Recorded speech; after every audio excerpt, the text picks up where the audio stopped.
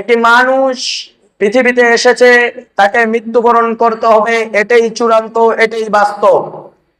আপনি আমি পৃথিবীতে থাকাকালীন কতই খারাপ কাজ করেছি, কতই ভালো কাজ করেছি।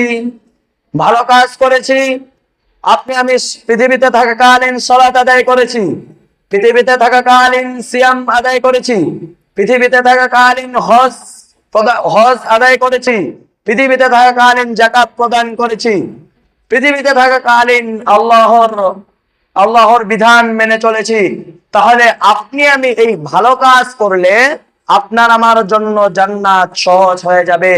সম্মানিত উপস্থিতি, আর আপনি আমি যদি পৃথিবীতে থাকাকালীন খারাপ কাজ করি, গুনার কাজ করি, এবং কি আপনি আমি যদি পাহাড় সমানও গুনার কাজ করি না কেন, আপনি আমি যদি আল্লাহ তাআলার নিকট অনুতপ্ত হয়ে আল্লাহ তাআলাকে ভয় করে আল্লাহ তাআলার কাছে ক্ষমা চাই, আল্লাহ তাআলা আপনার আমার তওবা কবুল করবেন এবং আপনাকে আমাকে ক্ষমা করে দিবেন। সকলে বলি সুবহানাল্লাহ।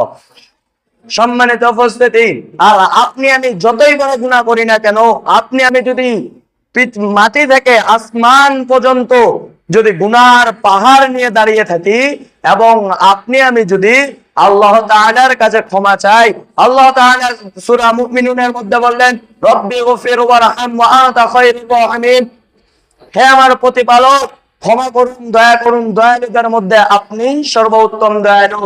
আপনি আমি যতই বড় গুনাহ করে থাকি না কেন, আল্লাহ তাআলা এই আয়াতে স্পষ্টভাবে বুঝিয়ে দিয়েছেন যে আমি সর্বোত্তম দয়ালু। আপনি আমি যতই বড় গুনাহ করে থাকি না কেন, আপনাকে আমাকে আল্লাহ তাআলার নিকট তওবা করতে হবে, আল্লাহ তাআলার কাছে ক্ষমা চাইতে হবে। আর রাসূল সাল্লাল্লাহু আলাইহি ওয়াসাল্লাম এক হাদিসে বলেছেন, আনা আয়েশা রাদিয়াল্লাহু আনহা ক্বালাত ক্বালা রাসূলুল্লাহ সাল্লাল্লাহু আলাইহি ওয়াসাল্লাম, ইন্নাল আবদা ইযা তারাফা সুম্মা তাবা তাওয়াল্লাহু আলাইহি। আয়েশা রাদিয়াল্লাহু আনহা হতে বর্ণিত, তিনি বলেন রাসূল সাল্লাল্লাহু আলাইহি ওয়াসাল্লাম বলেছেন যে কোন বান্দা যদি ভুল করার পর, গুনাহ করার পর অনুতপ্ত হয়ে আমার নিকট তওবা করে ক্ষমা চায়, আমি তার তওবা কবুল করব এবং তাকে ক্ষমা করে দিব।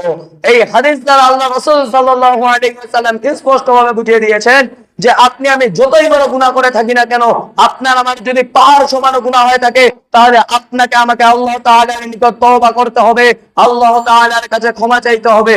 সম্মানিত উপস্থিতি, এজন্যই বলতেছিলাম যে আপনি আমি যতই বড় গুনাহ করে থাকি না কেন, আপনাকে আমাকে আল্লাহ তাআলার নিকট তওবা চাইতে হবে, আল্লাহ তাআলার নিকট ক্ষমা চাইতে হবে।